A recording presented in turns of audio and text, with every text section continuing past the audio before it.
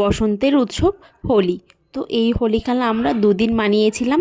একদিন আমাদের Falakata round club মাঠে বসন্ত উৎসব সেলিব্রেশন করেছিল। তো তখন ওখানে গিয়ে আমরা বসন্ত উৎসবে রং খেলেছি আর হোলি খেলার দিনে রং খেলেছি। তো এই বছর বসন্তটা খুব সুন্দর একটা ওয়েদারে কাটানো হলো।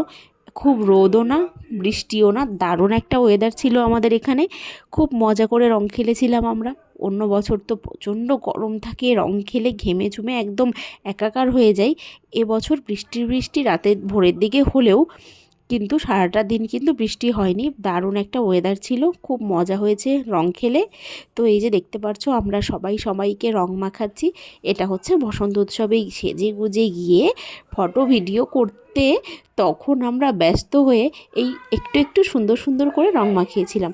অ্যাকচুয়ালি রং খেলা তো আর এইভাবে খেলি না, রং খেলাটা পাগলের মতন খেলি যেদিন আমরা মানে সবাই রং খেলা সেলিব্রেশন করি, হোলির দিনটা। তো সেই দিনই আমরা খুব ভালো করে রং খেলেছিলাম।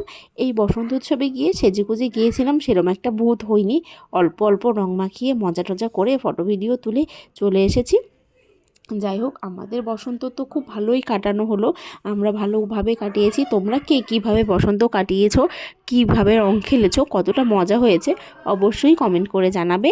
আমার ভিডিওগুলো যদি তোমাদের ভালো লাগে লাইক কমেন্ট শেয়ার করে দেবে, আর অবশ্যই আমার চ্যানেলটা সাবস্ক্রাইব করবে।